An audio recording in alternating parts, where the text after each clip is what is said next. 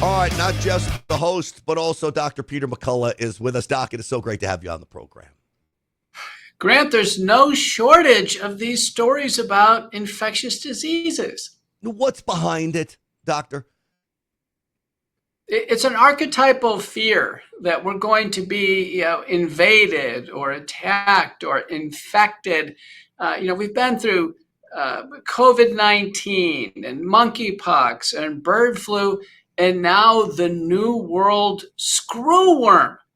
Out of all infections to be worried about, they just shut down the U.S. Southern Border, the USDA did, because of these parasites that are actually transmitted by flies. So the flies will land on, a cattle with an open wound. The eggs of the parasite will be there. And then these worms grow up to be pretty big. So if you see yesterday's focal points, Nick Holscher, our epidemiologist at McCullough Foundation, has a big picture of one of these worms. When they get big, there's no medicine that kills them. They actually have to be physically removed or surgically removed. And so what you need to know is when they're small little eggs, ivermectin will kill them. But it's best, Grant, to stay away from low quality beef. We're telling people go to wellness farms. Wellness Company has a beef source now from the East Coast, absolutely guaranteed not to have any parasites or eggs or vaccines in them. It's really, really high quality. So check out Wellness Farms. All right, and that they could get to link to on the website twc.health/Grant for sure. When you talk about these screwworms, so the United States very concerned about it. Is it because they end up infecting human beings as well, or is it that they eat the cattle? Is it a combination of both? What's the biggest fear? Well, you can ingest the eggs. It's likely, not much is going to develop there. May have some GI disturbance. And again, ivermectin, which will be in your kits, will handle that, or it's in the parasite cleanse. But the concerns are these flies are flying around. Let's say somebody has a diabetic ulcer on the leg. A fly lands on it, deposits the screwworm egg. Now we've got a major problem of a screwworm invading a wound in a human being. Or what about a cattle hand that has some wounds? Flies land everywhere, and we kind of don't want to think about it, but they can lay these eggs now, which is really a problem. All right, I hate that I even have to bring up stuff like this, but we talk about conspiracy theories, and then it turned out with COVID, just about every one of the so-called conspiracy theories, you were the chief conspiracy theorist. And it turned out everything you warned us about is true. And that's really basically undisputed, by the way. Everybody will say, Dr. McCullough, the others, so many of the doctors, the wellness company, even Stinchfield was right about all of this stuff. But now I'm thinking, because our government has trained me to think that nefarious actions are at play. I'm worried about the flies they're going to release. And could they bioengineer the flies to hurt humans, to spread things? Is there drone situations where they're going to be spying on us? Am I crazy to worry about these things? Because it even sounds to me as I say it, I'm like, I can't believe I'm going down this road. Grant, some of these government agencies, you'd be shocked to see what their charter is, what their activities are really involved with. The idea of intentionally releasing flies to breed with other strains of flies to reduce, screwworm spread is, an ecological experiment for sure, and they are biologically engineered. Now, the important points for the farmers is to really look after the wounds of the animals. Animals, do get wounded. They get attacked by, mountain lions or cougars, or they get scratched. Sometimes birds pick at them. Have to really do great wound management. What people need to do is be prepared with a wellness company emergency kit with ivermectin. Some people just get a parasite cleanse on hand. And then for sure, make sure that your loved ones, particularly elderly people, are not in proximity to flies, particularly in Texas. Believe me, the flies travel a distance. You don't want flies to land on somebody in a senior home who has a diabetic wound. I just think it doesn't look good. So this idea that we are shutting down a trade of cattle across the southern border, will that help? I mean, flies fly. They don't know where a border is, but will trading of the cattle help? It will, because the worms are in the wounds of the cattle. And so, and the flies are constantly picking up more eggs and spraying them around. So if we keep the cattle that have the wounds with the screwworm and the eggs, that's going to help somewhat. Many people are switching actually to wellness farms, a source of beef on the East Coast right now, far away, and to sources of beef that have assurances that the meat's going to be clean. Now, this is a little backstory here. There are two major kind of beef trade associations. One is the U.S. Cattlemen Association, headed by Dr. Brooke Miller. You may know Brooke. I've been on TV with him. I was on stage at CPAC with him a few years ago. They're the good guys. Okay. And years ago, that group pushed that when you buy a steak in the store, that there's a label that tells you what country it came from. Now, the bad guys is the National Cattlemen and Beef Association, which has funding, by the way, from the Gates Foundation and others. And they fought against the good guys in court, and they prevailed. So there's no labels on where the beef come from. And the bad guys, they are protecting the Chinese. Mm-hmm. So our beef comes from the United States, Canada, Brazil, and China. And they were largely protecting Chinese importation of beef. So to this day, when you buy a steak in the store, you don't know where it came from. That's the reason why people go into wellness farms, where we have it down of right. where it's coming from. This screwworm situation, it appears it was eradicated back in the 1950s or 60s, and then pops back up in Southern and Central America. You talk about places like Honduras and Guatemala, and it makes its way up now into Mexico. You talk about the Chinese. We know the Chinese have been instrumental in pushing all kinds of drugs, other nefarious things through the southern border, including people. It would not shock me. We know the Chinese own farms here in the United States. I'm sure they own cattle ranches. I'm sure they own them in south of the border as well. Mm-hmm. Could China use beef, right, or any food source that they grow, to end up using it as a bioweapon against the American people? My belief has always been that having any role in our food supply poses a risk. It's possible. It may not be a weapon per se, Grant, but it may be a biological strategy or an ecological strategy to influence trade patterns. Now, think about this. Let's say there was some human agency in this entire screwworm development. Well, it's essentially shut off Mexico as a source of beef to the United States. So that's going to shift the balance to some other source, maybe China. Mm-hmm. So it's within the realm of possibility. People say, well, immediately you're a conspiracy theorist. No, we're rational theorists. We're just trying to figure out this development. You and I didn't cause the U.S. southern border to close to beef, Grant. The USDA did that, and they did it for a reason. Yeah, and we've seen, when it going back to COVID or so many other things, that money gets people to do some pretty wild and crazy things, and then also control. And you put control and money, and usually the two go hand in hand, Doc. It's true. Watch out. Fear, money, power, and then some type of biological strategy, a new pathogen, a vaccine. You put those into a cauldron, I can tell you what comes out of it is going to be bad.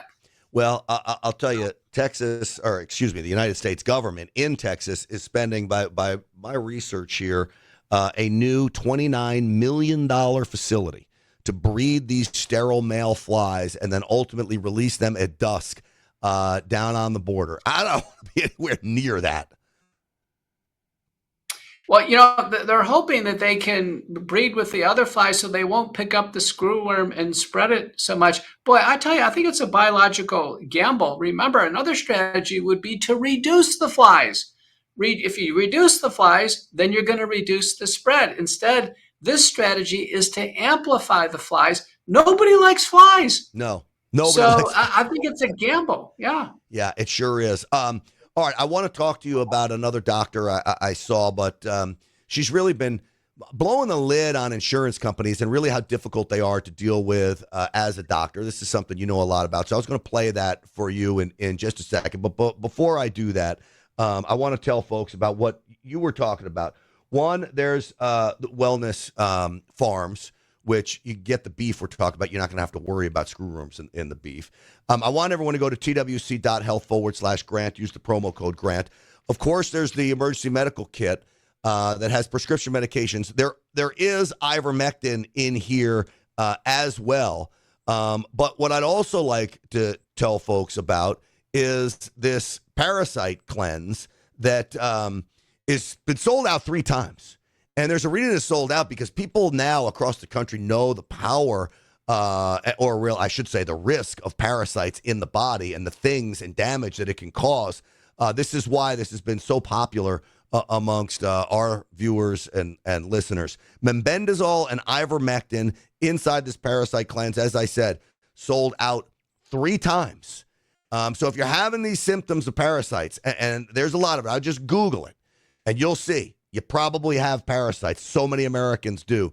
You ought to get with the wellness company, twc.health/Grant. All you got to do is you fill out an intake form on the website. Doctor will get with you, and then they'll send you this parasite cleanse back in stock, and it's a great thing. Again, twc.health/Grant. Use that promo code Grant for 10% off. All right, Doc, this woman is named Elizabeth Potter. She's a surgeon in Austin. She's been critical of the insurance companies for some of the things that they've done. She originally told a story about a woman who was ready to get on, needed a hip replacement. I may have her talking about this. And insurance company denied her 3 months before she would go on Medicare. Obviously, in my opinion, insurance company wants to do that because they want Medicare to pay. Let me play this clip from her that I pulled, and then we'll talk about what's happened to her since here. Hey guys, it's Dr. Potter. So I sat down this morning outside the operating room looking at my scans, getting ready for a deep flap, and an orthopedic surgeon came up and sat next to me and said, "You're not going to believe what United did." He said he had a patient who really needed a hip replacement, and she'd been waiting 6 months to see him. He saw her, and she's a good candidate. We need to do the surgery, submitted to United, and they denied the case. And they denied it, saying that when he submitted his documentation, that he didn't include the radiographic findings in the actual body of the note. But he sent everything. Like, he sent all the studies. It was all super clear that she needed it, but based on this technicality, they said, nah, we're not going to approve it. And then they said, we need to go through the whole appeal process and do it again. So he's like, yeah, so I'm going to do this again, and it's going to take a couple months. And wouldn't you know that just a couple months from now, she's going to age out of their plan and be on Medicare. It makes you wonder, doesn't it? All right, United Healthcare gets very upset with her. They start sending her cease and desist letters. Does this story sound familiar? It sure does, Grant. I fight this battle every day. I have patients on some of the high-dollar drugs. One of them is called Repatha, and the insurance companies fight the doctors tooth and nail, even though they've been on the drug and doing well. And the reason why doctors don't speak out, and she's showing a lot of courage. She does it with a big smile as well. Is the reason why doctors don't speak out is most doctors have contracts with insurance companies. And so, for fear of having United or Aetna or Blue Cross drop the contract. Doc. And so, the insurance companies have the doctors over a barrel because they have, contracts. The patients are the ones who essentially get shortchanged here because instead of having the insurance company just go ahead and approve the surgery, come on, the doctors know who needs hip replacements. They have the x-rays. They've got the exam. It's the doctors who decide, not insurance companies. And instead, this patient is made miserable. Now we'll have to go on to Medicare. Medicare probably will not have as good a coverage as the commercial insurance. Doc, so you talk about the fear of them dropping these doctors from the insurance program, and that's where many of the doctors, without that, they're not making a lot of money. You nobody's going and self-paying for a hip operation, right? So it's critical to their well-being, the doctor's well-being for their business to survive. The original video she put out was she believed she was called out of surgery because United had said they would not pay for a patient right as she's starting to conduct the surgery. And she does breast augmentation for cancer patients, things like that, things for, that would be covered by insurance. She steps out of surgery.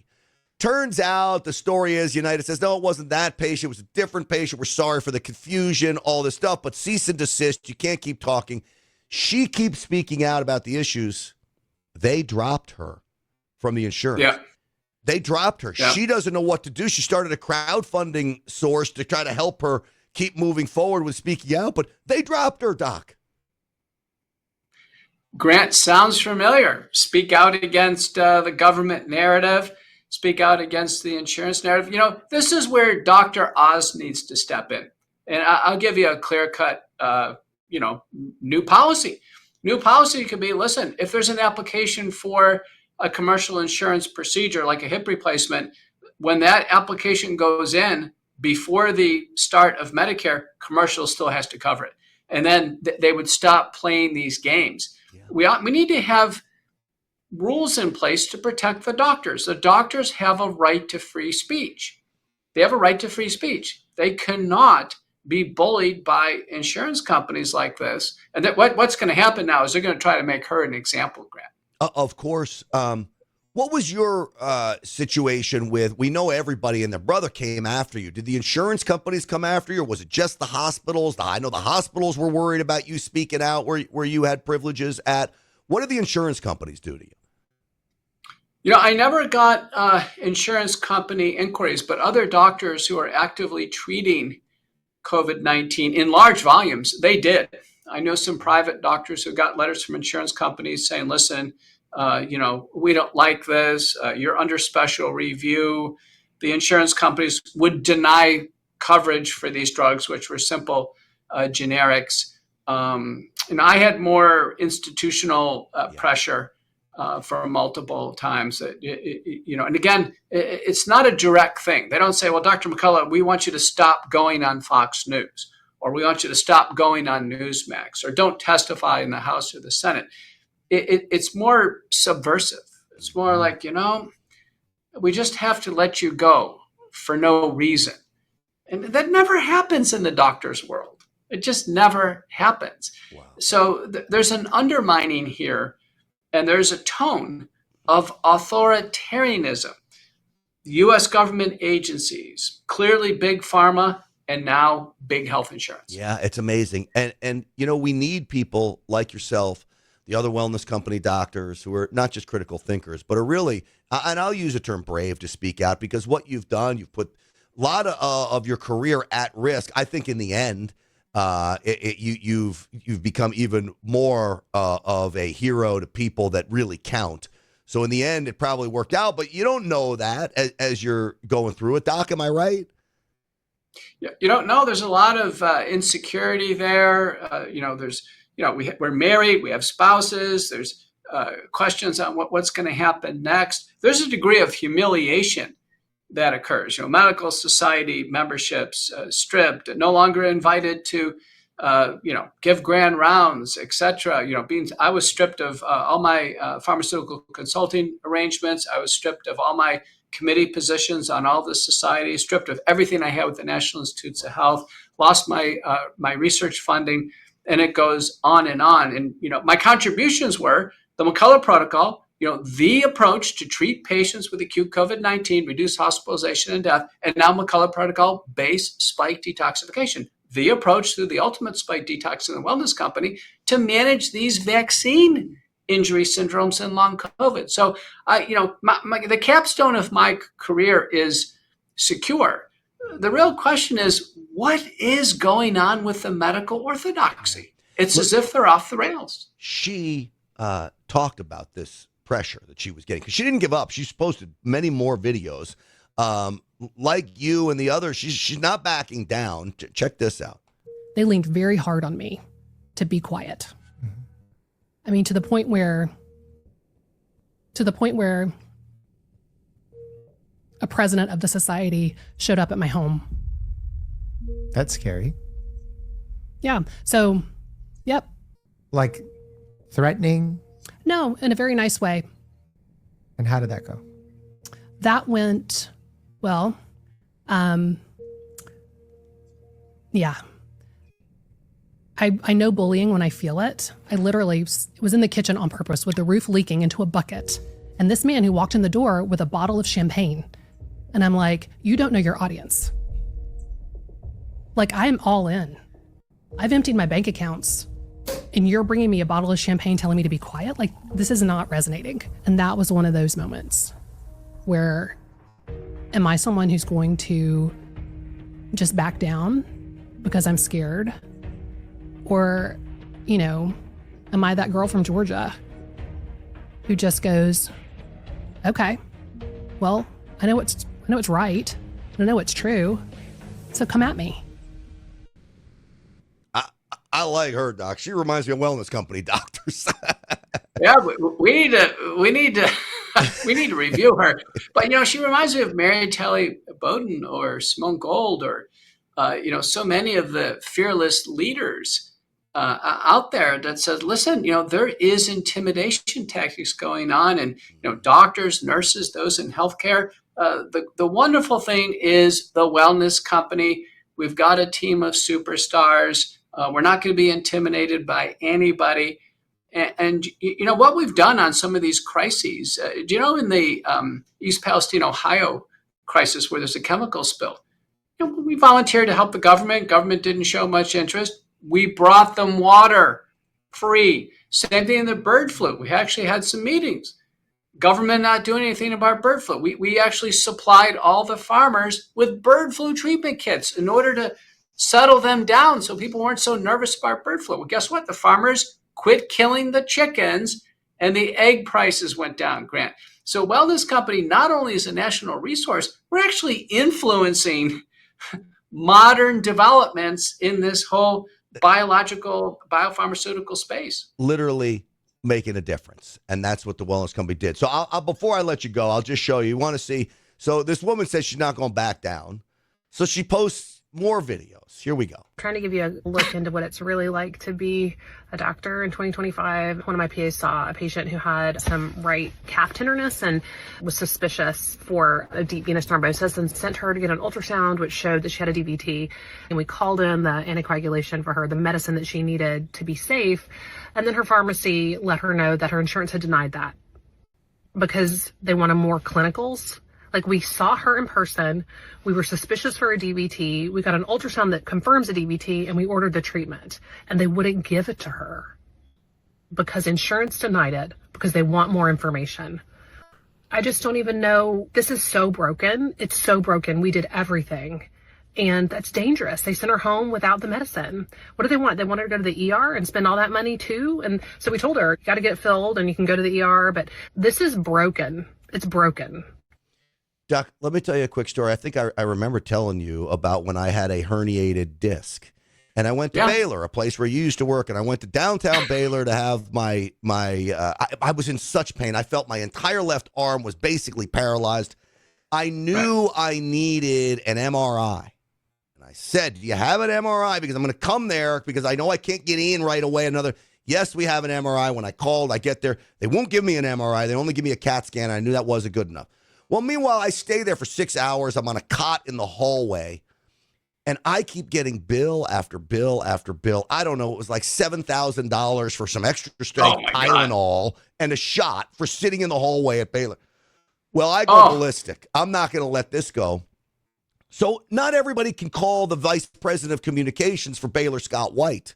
Now, to their credit, they saw what they did and and I said, this is outrageous. And they wiped what I owed clean. My insurance company had paid them $3,000, and they wanted more money from me. Jeez. They wiped what they wanted from me clean, and I'm very grateful to Baylor for doing that. But my point to the guy was, not everybody can call you and put the squeeze on you like I can, right? So what that woman, really who I'm concerned about is obviously, this doctor can handle herself. She's like you. I don't worry about you, Dr. McCullough. You guys are brave and strong and you're big boys. But that patient that got denied, what is she going to do? That one that needs that drug, what do they do now when they get denied like this? Some patients try to get drugs from Canada or they have to pay cash or take a cheaper drug like warfarin. But again, this is where we need rules. So when we have a life-threatening illness, a blood clot that's going to shoot to the lungs and be fatal, pharmacies may not deny the patient. They should prescribe the medication, and then they can worry about getting payment later. This idea that insurance companies or pharmacies are going to deny care, it's going to cost lives. Yeah, there is a problem, and I'm a big boy in the fact that I understand that one of the reasons why they try to soak me of money is because there are so many people that will never pay, that don't have insurance, that they're on the hook for. And so, but why does the good guy always get screwed? It's the same thing at work. You know, the hardest workers, they're always the ones that are asked to stay later. Can you do extra work because they're the good guys always get screwed in this program. And the freeloaders always seem to skate. Grant, you've hit the nail on the head, but we need a reform here. Trump's doing a lot of good things. Give him credit, trying to level this cost of prescription drugs. The companies don't need to fleece America on the cost of drugs like blood thinners. Europeans don't pay, or Canadians don't pay the same amount. We cannot have people denied life-saving drugs or treatment. We saw it during COVID. Now, here's an example. But come on, we get an ultrasound. The doctor is given the order. When a doctor gives an order, it must be carried out. I would agree with you 100%. That doctor's name, again, is Elizabeth Potter. I urge everyone to go check her out and follow her on Instagram or TikTok, wherever she's posted her videos. That is a way to support these doctors as well. Dr. Peter McCullough, it's always great talking to you. Flymageddon in Texas. We'll see how that plays out. But as always, sir, thank you for coming on today. Thanks for having me. Absolutely.